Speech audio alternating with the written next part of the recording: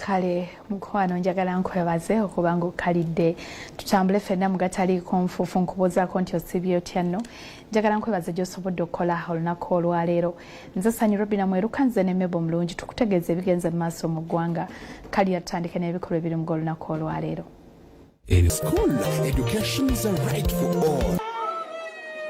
Abooluganda basatu abafiiridde mu kabenje baziikiddwa ku kijja kimu. Biwoobe emmaali ya bukadde na bukadde tokomekedde mu nabbambula w'omuliro ogukutte amabagiro n'eggalaje e Makerere Kavule.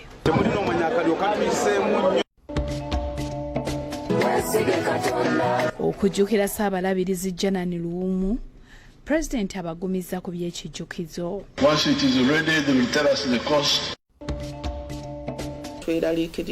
Eyali omukozi wa bbanka abuze n'asattiza abooluganda. Ayinza okubeera eyo nga mufu.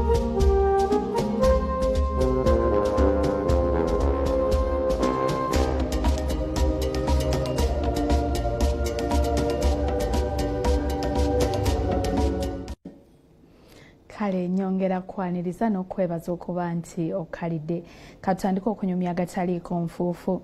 Tutandise n'abooluganda basatu abafiiridde mu kabenje omulundi ogumu nga bava okuziika mukulu waabwe nabo baziikiddwa olunaku olwaleero ku kijja kimu ekimaanya Kabonera.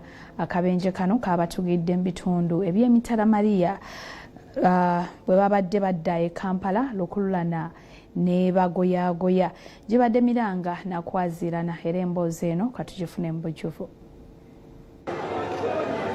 Emiranga n'ebiwoobe bibuutikidde ekyalo Kabonera mu luka gw'ekiziba mu ggombolola y'ekimaanya Kabonera mu kuziika abooluganda abasatu abafiiridde mu kabenje eggulo nga badde e Kampala. Abagenzi Frank Seguye ow'emyaka 32, Samba Stephen ow'emyaka 26 ne Bukenya Vincent ow'emyaka 3 nga kigambwa nti bano babadde bava mu kyalo okuziika mukulu waabwe Seguye Bosco kyokka babadde badde e Kampala nga batuuse emitala Mariya lukululana ne bagoyagoya.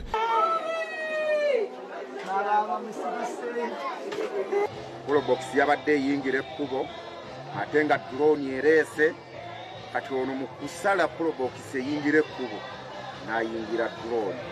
Kitaawe w'abagenzi Matovu John Bosco ne nnyaabwe Nakalema Florence betusanze mu kwazirana batubuulidde nti abagenzi babadde baakabasibula nga badde e Kampala ate ne bafuna amasimu nga gabakubira era n'okutuusa kati emitima gyabeewanise.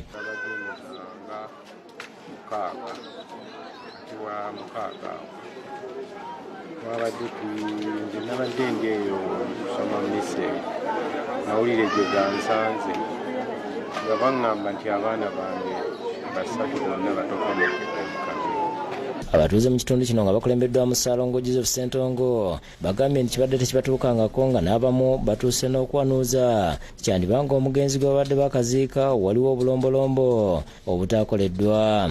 Kwamaanyi kuba abaana bato balese abannamwandu balese abaana balese ebintu byabwe badde batandise okukola ebinaabatambuza mu bulamu bw'ensi eno. Deko kyantiisa nnyo nnyo abaana abato abalina abandiziise bakadde baabwe kale ate bakadde baabwe bagenda okubaziika balese abannamwandu baana bato abaana bakyali bato. Obuzibu bwe tusanze obuzibu obuli mu kyo nti ekizibu kye twafunye abantu baffe naddala Abaganda obuwangwa babusudde. Obuwangwa buno buli lw'otabutuukiriza n'obeera nga timwagala kutuukiriza buwangwa bwammwe nga bwe tukola okuziraga abafu okola tutyo okubiteeka mu masa amatuufu kyekyavuddeko ekizibu kino.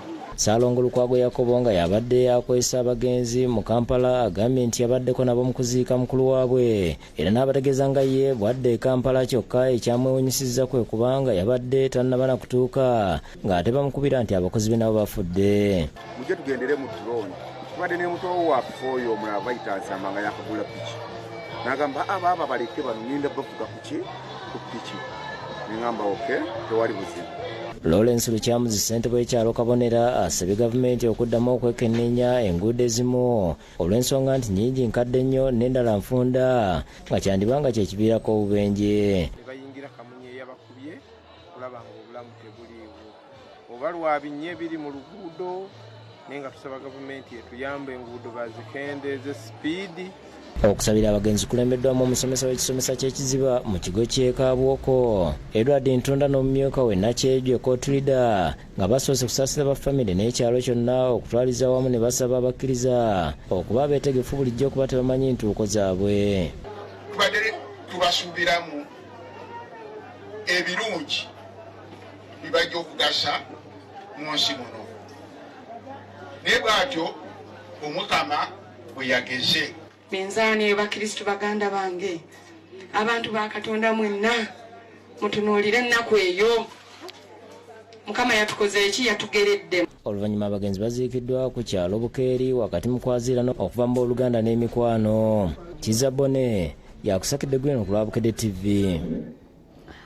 Emyoyo gy'abagenzi Omukama agiramuza ekisa era mawulire amalala g'ennaku omuliro ogutannamanyika kwe guvudde gusaanyizaawo ebintu bya bukadde na bukadde nga bino byonna bibadde Makerere Kavule. Ebirala ebiyidde ze garagi amabagiro saako n'ekkanisa. Ebintu ebitamanyiddwa muwendo bisirikidde mu nnabbambula w'omuliro akutte Makerere Kavule nga mu bintu ebiyidde mubadde mu galaji z'emmotoka, amabagiro, ebibanda by'embaawo saako n'essinza erinaanyeewo.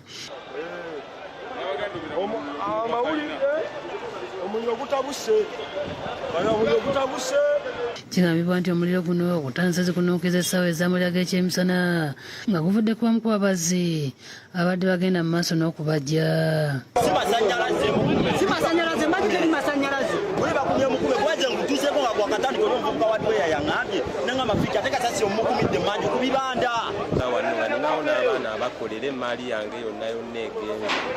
Omuliro guvudde mu kibanda kibadde kiyitiriddawo nga bakoleramu abaana entebe.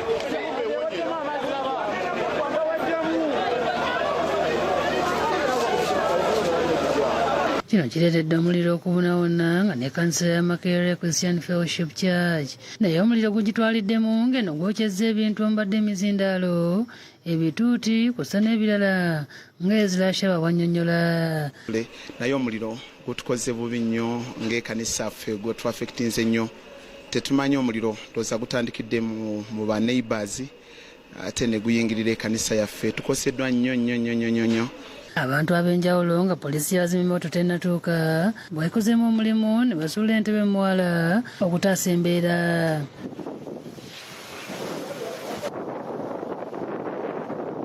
Ekyo okutuuka wano buwanvu nnyo. So naye abantu abafirefighters bakoze bulungi basaza omuliro olwo. Waliwo abalabiddwako nga bazirise ate abalala nga balina ebiwundu ebivudde ku muliro nga n'ab'ekitongole ky'omusalaba mumyufu babaddewo okuyamba ku bantu.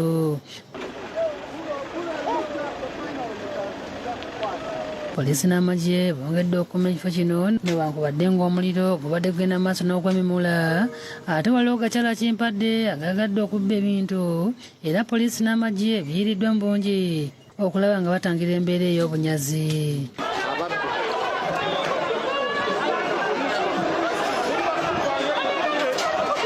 Embeera eyongedde okusajjuka ekiwaliriza poliisi okuba amasasi mu bbanga okugumbulula abantu.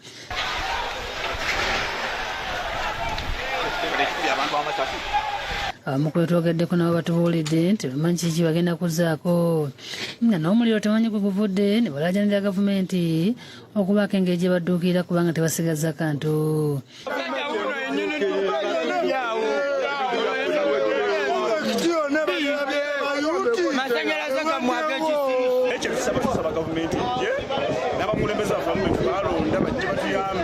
Omubaka wa pulezidenti w'e Kawempe Kagenyiruka ayogedde ku muliro guno kyokka n'asima poliisi olw'omulimu gwekoze okulaba ng'egutangira okusaasaana awalala. Oba masanyalaze nga waliwo yawayaliza obubi oba seetu nga guvudde ku sigiri ey'omuliro naye nga neeraza poliisi ne basekka komanda bonna DPC n'abafire brigade. David Tamale ne Lugendo Crispo bibakusakidde eggulu eno ku Lwabukedde TV. Pulezidenti Yoweri Kaguta Museveni ategeezezza nti Idi Amin Dada yakola nsobi y'amaanyi okulowoolezanga mu kutemula abo abaali bawakanya ebirowoozo bye. Pulezidenti agamba nti ekikolwa kya Amin kyali kya butiitiizi era nga kya butaliimu. Okwogera bino abadde ajjukira nga bwe giweze emyaka 49 bukya Ssaabalabirizi Janan Luwum attibwa. Buli lunaku luno olwa 16 Februari bwe lutuuka eggwanga likuŋŋaanira ku kyalo Mukini mu disitulikiti y'Ekitugumu eyali Ssaabalabirizi Janan Luwum yaziikibwa okumujjukira mu ngeri y'enjawulo n'okwefumiitiriza ku mukululo gwe era ne leero bwe gubadde.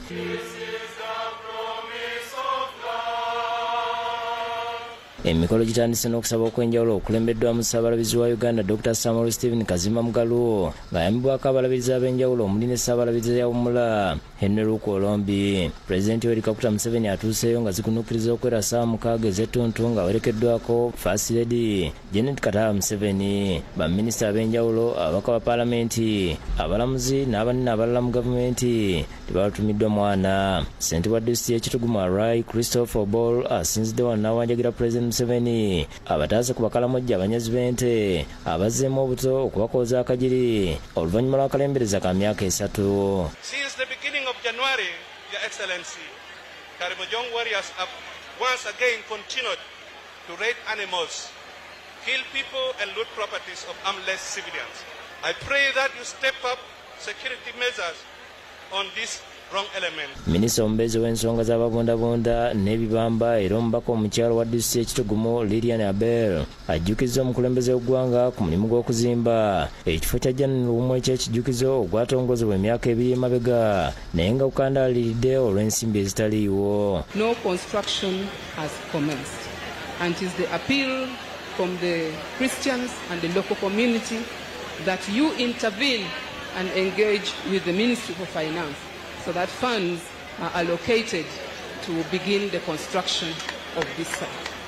Akero Rose Lady, Minister omubeezi ow'ebyempisa n'obuntubulamu annyodde enteekateeka z'okulaakulanya ekifo ky'ekijjukizo kya Janan Luwum ezituuse. A draft master plan was drawn up and is currently being reviewed by a technical team of engineers, architects, accountants and administrators. Ategeeza nti famire ya Janan Luwum baawaayo ettaka ery'obulabirizi bw'Ekitugumu okugenda okuzimbibwayo ekkanisa ey'ekijjukizo, okuyoyoota amalaalo ge, okuzimbawo ekkaddiyizo, ekifo awakuŋŋaanira abantu, amasomero, eddwaliro n'ebintu ebirala mu kujjukira omugenzi. The Janan Luwum family officially donated the land to the Diocese of Kitgum Church of Uganda, for which I thank them so much.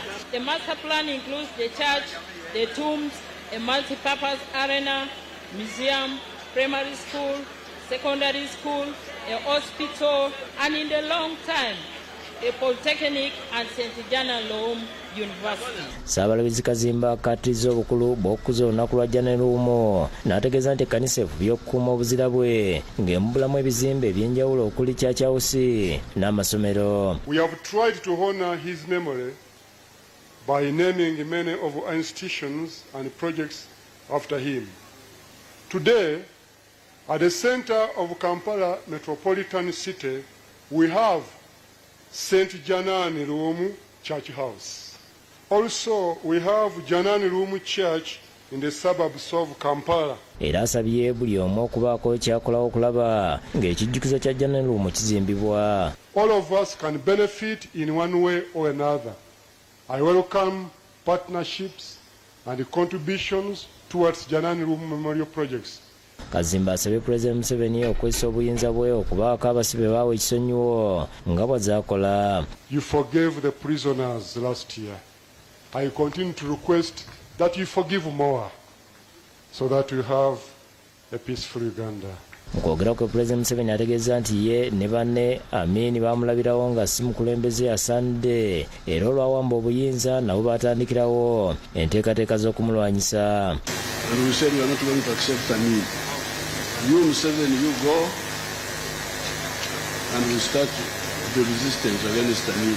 Museveni agamba nti kyali kyamwamini okwekakaatika ku bantu era n'akinoganya nti abakulembeze tebasaanye kwekakaatika ku bantu abatabaagala nga balina okuyita mu bikolwa ebirungi okusikiriza abantu okubaagala so si kubatiisatiisa. Museveni ategeeza nti abantu b'obukiikakkono nedda baali tebalonda enyaleemu naye olw'ebirungi gavumenti bye bakoledde omuli okubatuusaako amasannyalaze, amazzi amayonjo, amasomero n'amalwaliro kati enyaleemu obululu ekkumba bukukumbi mu bukiikakkono. Bw'ati abeebazizza okuddamu okwesiga enyaleemu ne bagiyiira obululu mu kalulu akaakaggwa. Museveni agamba nti Amin yakola nsobi y'amaanyi okulowooleza mu kutemula abantu abaali bawakanya enkola ze tikuba enyaleemu yo tekkiririza mu bikolwa bya kutta bantu. But killing people like this one here, cowardice. Even if you are fighting for a just cause, which I mean was not, you must have just aims but also clean methods of struggle, including fighting. Kuyokulaakulanya ekijukizo kya Janan Luumo, Museveni ategeeza nti gavumenti egenda kuteekamu ensimbi ezeetaagisa okuzimba ekifo eky'ekitiibwa ekijja mu Janan Luumo amangu ddala ng'abali mu kukuba pulaani y'ekifo bamaliriza ogwabwe. And as you heard the minister telling you they are doing the master plan, once it is ready they will tell us the cost. Aweze okusikiramu ku nsonga y'abakalamojja abanyazi b'ente abazzeemu okujonyesa abalirwana baabwe mu disitulikiti y'Ekitugumu. I'm surprised to hear that there are still cattle rustling in East Acholi. We shall get solutions. There's no reason why that thing cannot be completely ended. Museveni ategeeza nti kati akalulu kawedde ng'obwanga agenda kuboolekeza lutalo lw'okulwanyisa obwavu mu maka. We are going to ensure that all the 30% join the money economy and we get rid of poverty in our country. Aliketoffaali lya bukadde 6 lyatonedde bannaddiini mu bulabirizi bw'Ekitugumu era n'abasuubiza loole 2 zagenda okwatuusaako mu ssabbiiti 2. Reminded me that I had made a pledge of 60 million shillings to the priests here. My staff, please give this to the bishop. So they will be in touch with the bishop. They will bring the 2 trucks in two weeks. Janan Luumo yali Ssaabalabizi omuddugavu ow'okubiri owa Uganda mu biseera ebyo yali atwala ne Rwanda, Burundi n'ebitundu bya Bonga Zaire. Fred Kajubi yakusakidde gwino ku Bukedde TV.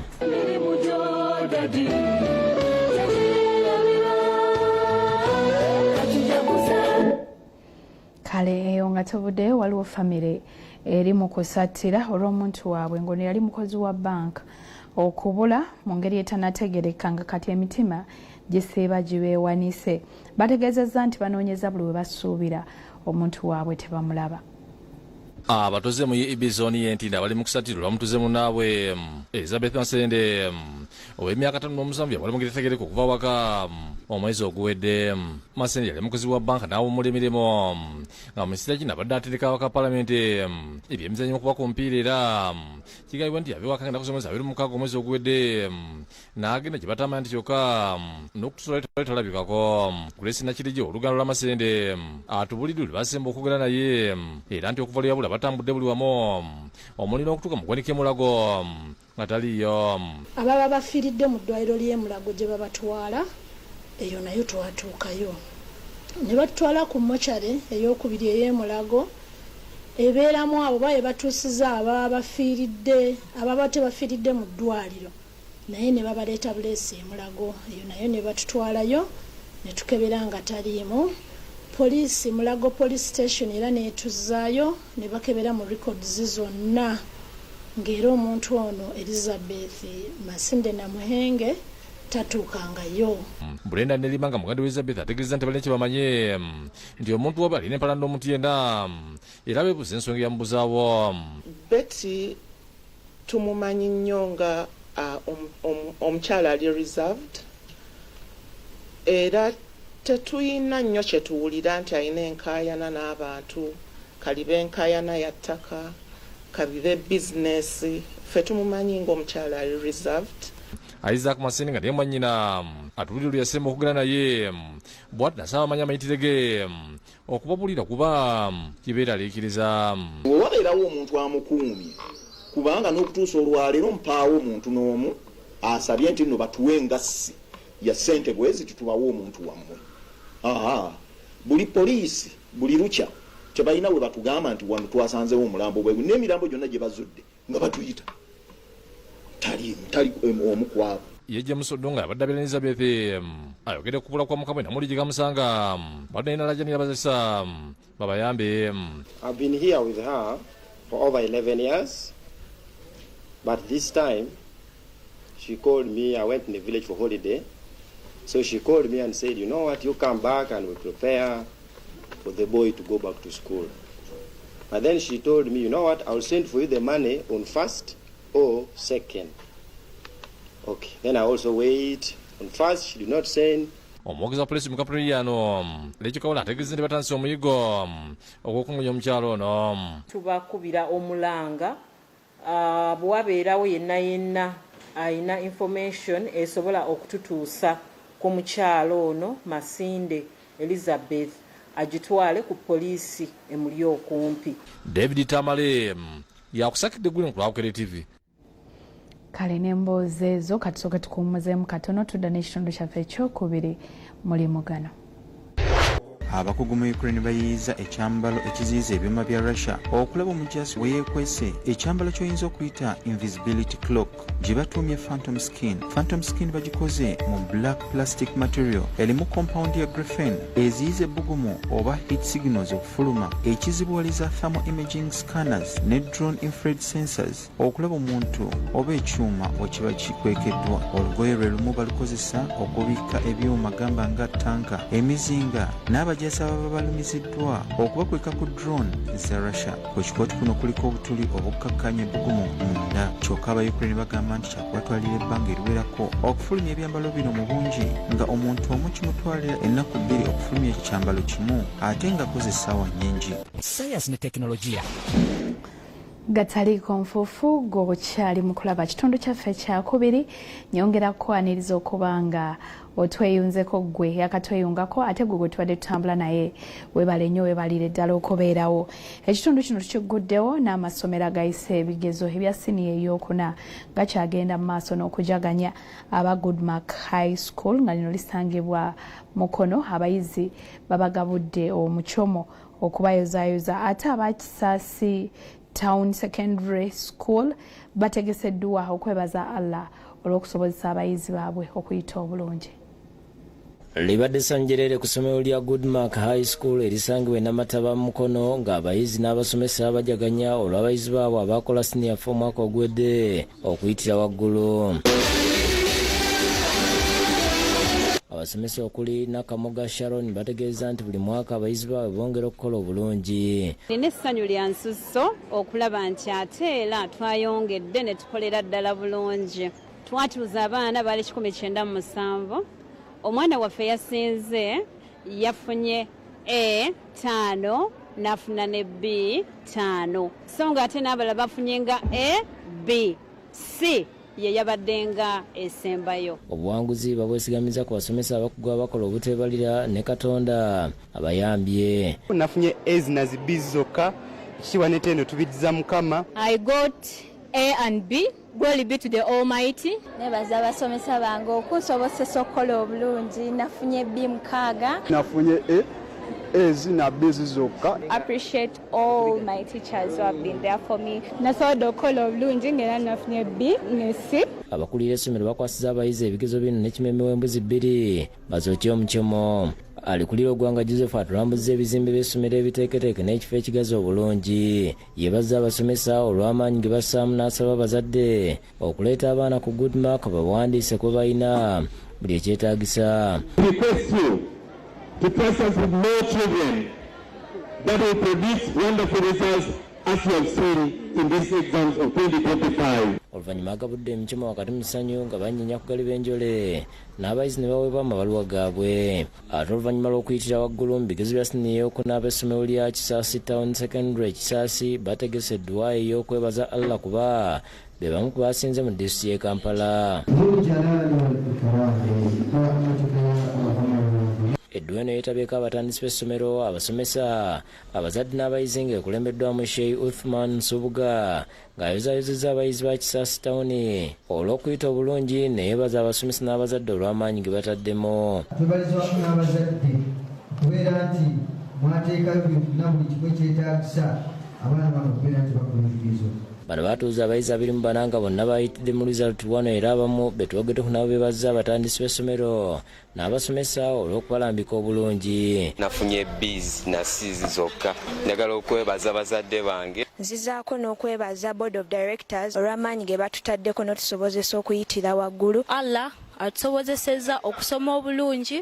Essomero lyateekebwako ebintu ebyenjawulo omuli laboratory ne computer lab ey'omulembe nga n'ebyokwerinda biri gguluggulu nga kulira ebyenjigiriza. Innocent Kamala bw'alambulula. Neebaza ba board members ng'ogasseeko head teacher waffe omulungi okumpa buli kimu kyempulira nga njagala mukadde nga scheme books abasomesa ze bakozesa okuskiminga waako ono. Amyuka akulira ebyenjigiriza mu ssomero lino Ibrahim Kizalutaya asiimye abatandisi b'essomero olw'okubateerawo embeera esobozesa abayizi okusoma obulungi. Baatuwa ba facilitators abayita mu baana baffe ab'enjawulo nga naffe ffennyini abasomesa bawano baatuwa obudde ne tugendako mu benchmarking ne tubeera nga twajjayo obukodyo obumu ku new curriculum eno bwekola ki bweyagala. Isaaka Kato omukulu w'essomero alambuludde ku buwanguzi obutuukiddwako nga basinze okukola masomo ga sayansi. Lwaki bazikubidde ddala waggulu nnyo sciences ezo olw'okubeera nti tulina abasomesa abali competent enough. Then ate ekyokubiri ojja kulaba nti laboratory yaffe eri well equipped. Abaana baffe bonna bafunye A's, bafunye B's, bafunye C's. Asibye abazadde mu kitundu n'ebitundu ebiriraanyeewo okuleeta abaana bawandiisibwe kuba obusobozi babuyina. Tuyingiza abaana mu senior 1, senior 2 paka ku senior 6. Abatandisi b'essomero Waswa Umaro ne Badru Semwanga boogedde ku baana bebafulumya era bakunze abazadde okubongera abalala. Tulina secular ne theology era bwe kikwatako ku ddiini eddiini yo weeri era nga kyekimu ku byawangusizza abaana baffe okukola akabonero ako akalungi ku mwalabye. Tusooka okubategeera obunafu bwe buba buli ne strength yaabwe webeeri awo wennyini we tutandikira. So twongera obbakoola abazadde gye muli eyo okuleeta abayizi. Ssente zaffe zeezo ezijja mu nsawo yammwe. David Musikaliankolo ne Disan Mutyawe okusakidde gweno ku Lwabukedde TV. Ate bwana mukulu ow'ekigo kya Our Lady of Good Consolate ebweyogerere Reverend Father Siza Walusimbi atenderezza omutindo ogwoleseddwa amasomero ga Our Lady of Africa Schools aga Ssekiboobo Vincent Matovu Beat.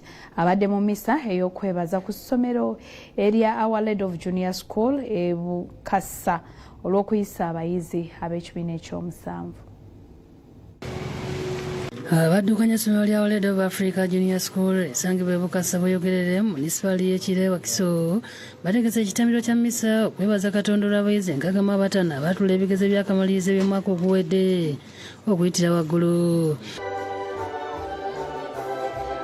Ekulembeddwa mu bwana mukulu w'ekigo kya Our Lady of Consolate bweyogerere Reverend Father Joseph Siza Walusimbi akulira ebyeddiini mu ssomero eryo nga yeetegeka abatandisi b'amasomero ga Our Lady Ssekiboobo Vincent Matovu Beat ne mukyala we Dr. Lilian Matovu principal w'amasomero gano Paulo Kasumba akulira Our Lady of Africa SS Dandira abasomesa bakulembeddwa mukulu waayo Densi Sebugwawo n'abalala.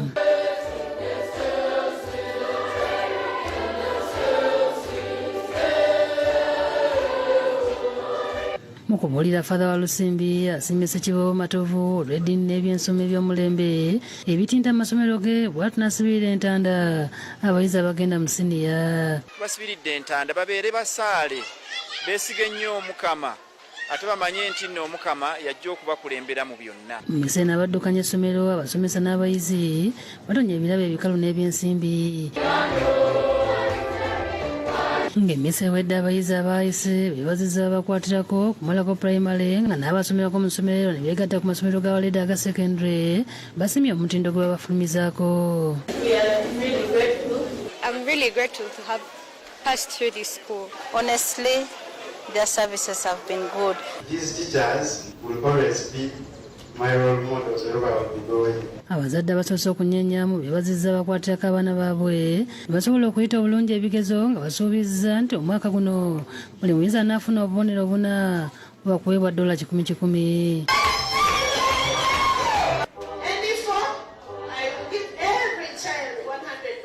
ku lw'amasomero ga World of Africa SS Paul Kasumba asabye bazadde b'abayizi bano nti buli anaatwala omwana mu secondary ya Waledi okwewandiisa kwa bwereere. We still have places for admissions for senior ones, and those of you who are coming in Mukasa in particular, when the Musasula na admission, kubanga muli baffe. Yese Bugwawo alambise ku ngeri gye bayiseemu ebigezo naye baza abazadde ababesigisa abaana.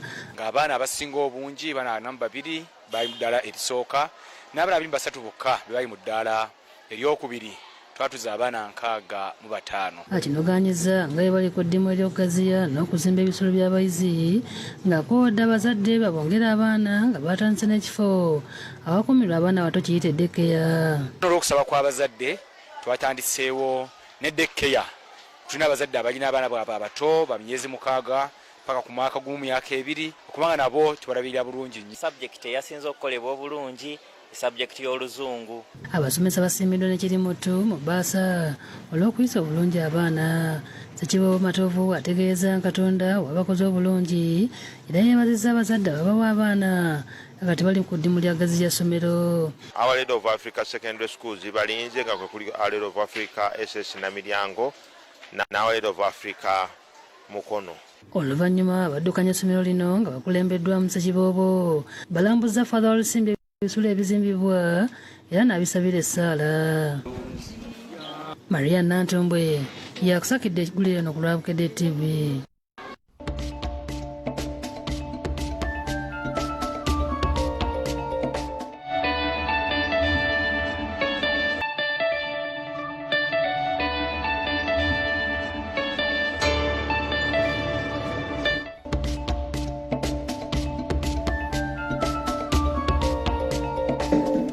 Mukulike nnyo mukuumulamu okukatuyongereyo n'ekitundu kyaffe ekirala ekyagataliiko nfuufu. Enteekateeka ez'omwoleso ogwa Harvest Money Expo ziri mu giya nga gwakubeera mu kisaawe Kololo okuva ng'ennaku z'omwezi 27 omwezi guno okutuukira ddala ng'ennaku z'omwezi 1 omwezi ogwokusatu. Abakugu mu kulunda enkoko bakukunze okubeerayo bakulage obukodyo bw'oyitamu okulunda enkoko n'ozifunamu. Osobola okulunda enkoko enzungu n'ofuna amagi agalinga ag'enkoko eŋŋanda nga kino kibakundiisa n'endabirira gy'olabiriramu enkoko zo. Mu mwoleso gwa Harvest Money tukuleetedde Mbabazi Jackson ne mukyala we Annette Mehanje abaamanya omugaso gw'omuddo mu kulunda enkoko era ne batandika okugweyambisa ku faamu yaabwe. Faamu y'abaagalana bano eyitibwa Local Chicken ku kyalo Kalonga mu disitulikiti y'e Mubende. Balina enkoko enjeru ezibiika amagi ameeru kungulu wabula nga munda enjuba ya kyenvu nga kizibu okugawula ku magi amaganda. Waawo nti si ekiri munda tekikolebwa nkoko eno wabula kyogiwadde gwe muddo guli gw'embalaze emabega wali gweziridde ng'enkoko ziri eŋŋanda ne gufulumya eggi yalyaki lirina ekiriisa immune boosting katulikoze ku commercial basis. Enkoko tuziwadde omuddo ogw'enjawulo oluusi gwe twetaaga okulya munda muli okutuyamba okutujjanjaba okutubeezaawo okutukuza abaana nga tebalwadde. Bano beetabulira emmere y'enkoko ne bagigattamu omuddo gye tuyita loko olw'okuba nti zirya herbs and pastures omuddo nekika lyagala okufaanagana oba lifaanagana kisinzira muddo gwenkanawa gw'owadde enkoko n'enjuba gyekoma okunyiikira. Basazeewo okwolesa enkoko zaabwe okusomesa abantu. Bayisa abantu okujja mu bungi okubalaga amagi ag'enjawulo n'okubasomesa enkekereza y'emmere y'enkoko. Mbabazi agamba nti mwetegefu okuloza ku buli muntu ejjira enkoko ze. We are looking at Local Harvest being a multi-generational business. As a family, we want Local Harvest because it is something that has brought in a very, very unique product. Our signature product of the local egg is a very good product that is not very common. We are bringing a local egg to the market. Bano bagenda kujja mu mwoleso gwa Harvest Money ku kisaawe Kololo okuva nga 27 omwezi guno okutuusa nga lumu omwezi ogujja. Bw'obeera oyagala okufuna omudaala mu mwoleso guno kuba ku ssimu not 77235 49 omwoleso gwa vestimane gutekebwa kampuni ya Vision Group ng'ekitebe kya budaaki mu Uganda Tunga Nutrition, Pearl Bank, Uganda Development Corporation ne ABI be bakuteeramu ssente n'ekigendererwa ekyokufuula obulimi n'obulunzi omulimu. Mutebi Swaimani yakusakidde gweno ku Lwabukedde TV. Ate ebyo nga tubitadde bali bo ab'ebyokwerinda ku poliisi e Wakiso bayingidde mu nsonga z'abazzukulu ab'omugenzi Isaac Ekikookiro Kisimbiri oluvannyuma lw'okukitegeerako nti waliwo abaagala okutunda ettaka okutudde n'ekijja. Mu kutaasa enju eri ku ttaka lino enzigi zookeddwamu ebyuma okutuusa ng'ensonga zigonjoddwa. Abaana n'abazzukulu b'enju y'omugenzi Isaac Sebagala yali Ssaabaganzi wa Ssekabaka Ssemakookiro basatira olw'abazzukulu mu Jawuna abawangalira e London ate okwagala okutunda ettaka okutudde n'ebijja by'ekika kati batuula bufofofo olw'aba bulooka okugezaako okuwamba enju y'ekika. Kyokka abaana bali kuno mu ngeri ey'okutaasa enju eno baleesayo ky'ebyuma nayo kyenzija okulaba nga mpawaddamu okugula ennyumba eno okutuusa ng'ensonga zigonjoddwa.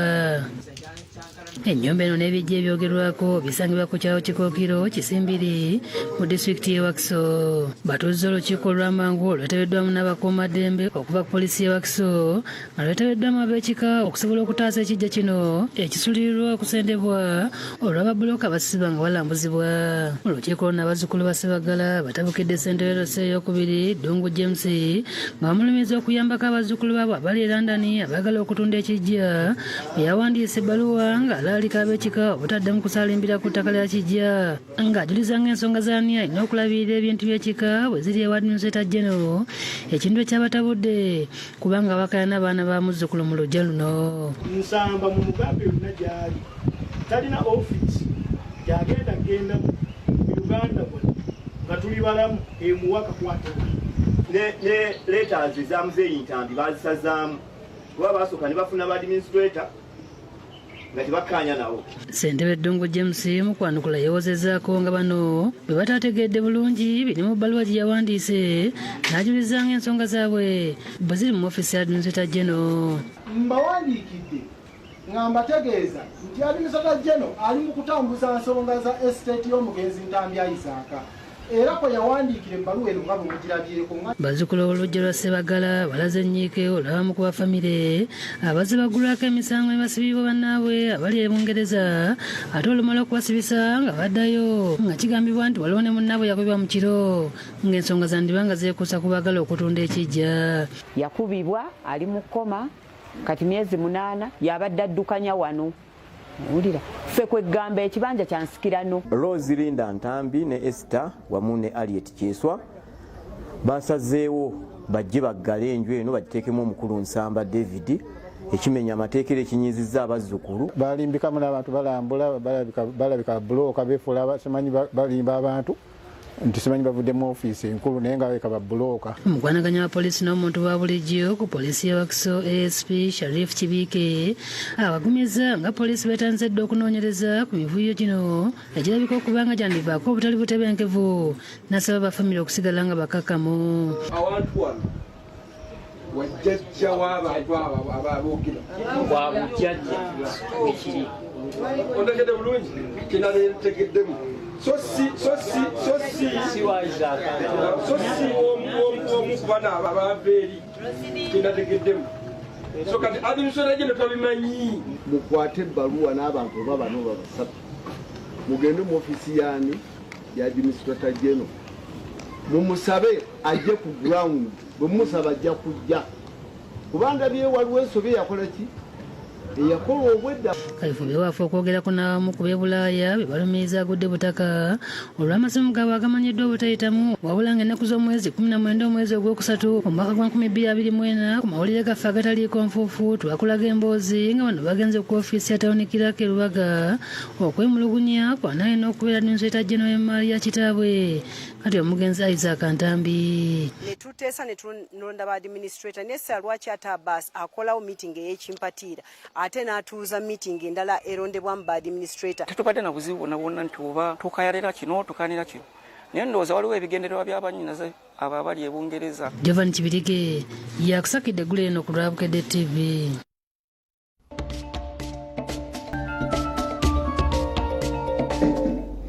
Kale mwebalire ddala bannaffe katugende maaso n'ekitundu kyaffe ekisembayo oluvannyuma tugende mu by'emizannyo. Ssentebe wa NRM e Rubaga Ivan Majambere aguliddewo abantu ssako ng'abeebaza olw'okulonda Pulezidenti Museveni. Ono abasabye bajettanire basobole okwejja mu bwavu. Ssentebe wa NRM e Rubaga Ivan Majambere Kamuntisi Makulu agudde Osaka agenda okuyamba be Rubaga okwekulaakulana n'okusomesa abaana. Ofiisi za Saka eno zisangibwa Kabuuso okuliraana ku Monalisa omuyima waayo Jerusalemu Sale. Kamuntu ategeezezza nti ofiisi eno agiguliddewo bannayuganda bonna wadde ng'ekitebe kya kiri Rubaga gyawuliriza nga kigendererwamu okusitula ebifunda bannayuganda abawansi okwejja mu bwavu nga mulimu okutereka n'okuwula ku magoba amatono. Buli muntu yenna ajja kuganyirwa mu Saka eno kubanga ffe tetuyinaawo nti ate n'empeke ya capsules eno yaki bonna bannayuganda kiri nti oli munnayuganda. Saka eno eriddwamu obukadde 200 okugitandika nga yeeragambye nti aziwaddeyo ng'omuntu okwebaza bannalubaga bannakapale bannayuganda bonna okutwalizaamu olw'obuwagizi obungi obwa Pulezidenti Museveni mu kalulu akakagwa. Alabye nti okukola akabaga abasalire ente baliyo n'okunywa nga tejijja kubaganyula kwe kusalawo abateerwa ekibiina kino ekitumiddwa Step Forward abantu basobole okuyingira by'okulaakulanya ate nga bwakwongera okubasakira. Ali wano nti atambule ne Sako yaffe eno Step Forward tusobole okutambulira ewamu okulaba nga tulina kye tugatta mu nsi yaffe ne legacy. Abudde abantu okwettanira enkola eyokolera mu bwegasi kyagambye nti kyakwanguya enkulaakulana kuba kyotasobola kukola weka musobola okukikolera awamu. Zino ssente zendeese oba ze tugenda okutandika nazo sizaakulya anti mwemumanyi tumajambere ndi munnabyabufuzi ekyo njagala kubagamba leero zino ssente ndeese Rubaga yeekulaakulanye n'aba n'ayagale waki. Asebe Nalubaga otakifula kya byafuze bayingira batali kusasula bina byafuze basobole okwekulaakulanya. Njagala kubasaba ne sekusaba yenna nti kino temukifuula kya byabufuzi wabula eno nkulaakulanyirize muki Rubaga mugijoyininge muveeyo tutambulire wamu tusobole okulaba nga tugifuna ebitugattako ate ebitutwala mu maaso. Yebaza Pulezidenti Yoweri Museveni akulira Operation with the Creation Jerusalem Sale n'omuwanika w'ekibiina ky'NRM Babula Nekesa bagambye nti bakoze kinene okubazaamu amaanyi. Maama Nekesa Babula Owundu era Maama Nekesa Babula Owundu yagenda okubeera patroni wa Sako yaffe eno enkubira omulanga General Salim Sale President Museveni General MK obuyambi bukyetaagibwa. Majambere aliko ne basale zawaddirira abazadde ng'akolagana n'amasomero ag'enjawulo ziyambeko ku baana ku by'okusoma. Walinga abakyala abaana baabwe basobola okuba nga basobola okumala senior 1 basobola okugenda mu senior 4 basobola okugenda mu senior 5. Martin Kiza yakusakidde guno ku Lwabukedde TV.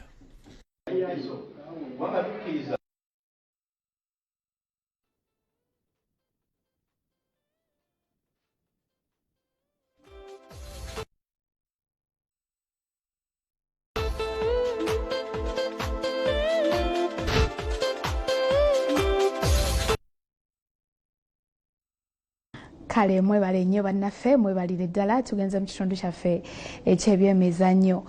Omuyiggo ogw'obubonero mu liigi y'eggwanga ey'ababinywera eya Star Times Buhimba ekyaza Police FC Entebbe UPPC yakukyaza Mbalala City. Tugenda mu mupiira ogw'e17 tweteteesese bulungi omupiira guli gwe twazannya ne City Council gwatuwa ekyokuyiga ku bitundu nga 3 mu 5 naye ng'essaawa zino bwe ntunula ku bavubuka balina omutindo ogugenda gulinnya so tusuubira nti bwekozesa omutindo ogwo gwennyini tujja kufuna rizaati ennungi.